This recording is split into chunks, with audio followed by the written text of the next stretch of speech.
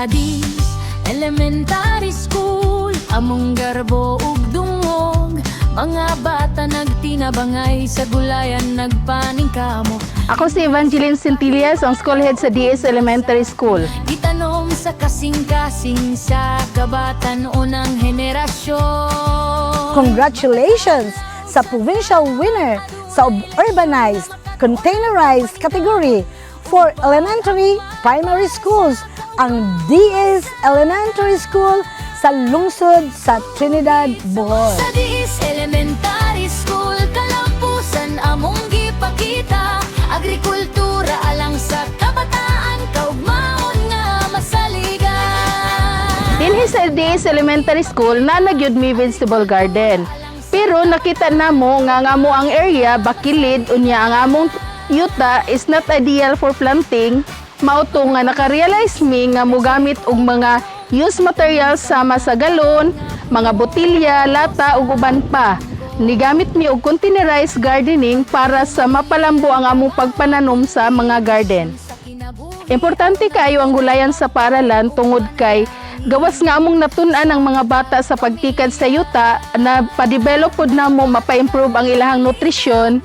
Unya, kung naapoy sobra nga harvest sa among gulayan sa paaralan, amo kong ma-share sa ilahang panimalay.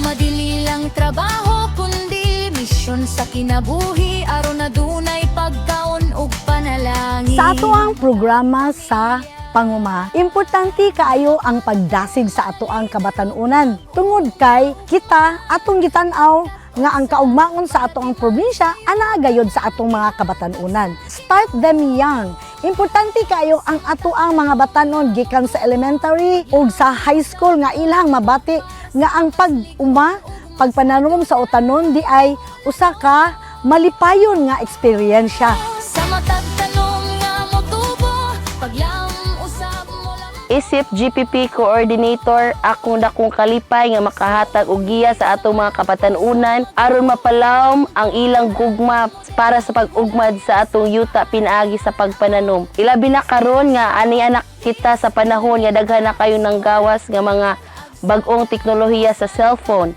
Nga instead, ila kining gamiton ang ilang mga bakante nga oras sa pag-cellphone ato silang natabangan og natudluan og mga pamaagi sa pag-ugmad sa yuta. Og kini nga programa ila na kining na-adapt og na dala kini sa ilang tagsa-tagsa ka panimalay. Tungod niini, dako nga kalipay ang nabati sa atong mga ginikanan og sa atong palibot sa atong komunidad kay usa sila sa mga nakabenepisyo sa abot sa atong gulayan sa paaralan.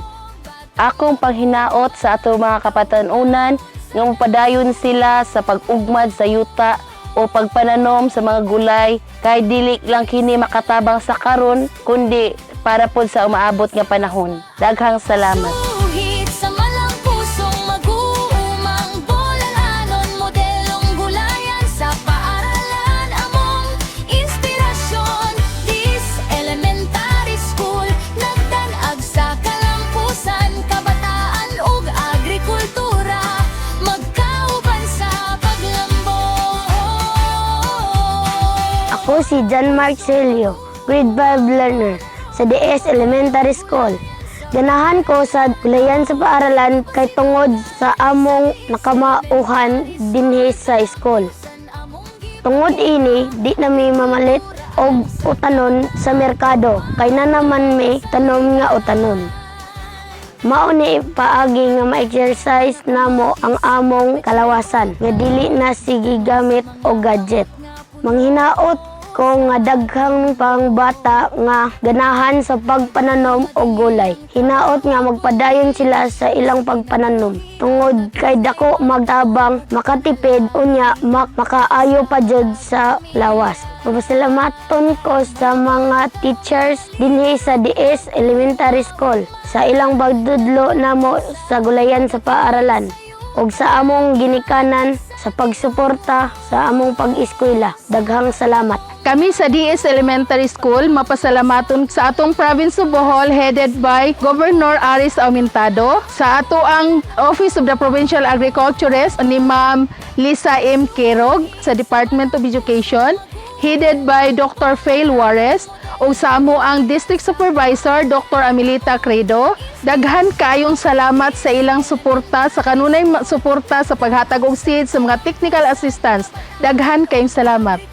Manginaot kita nga padayon ang ilang kasibot. Kada tuig gayod, kada sugod sa pag-entra sa eskwela, anaa ang ilahan dayon nga pagahimuon nga mga garden plot o sa mga containerized nga mga gardens. Aron padayon ang pag-amuma o pagkasibot sa ato ang mga estudyante, mga pupils o students sa elementary o high school, apil ang ato ang mga teachers. Once again, congratulations sa ato ang mga winners.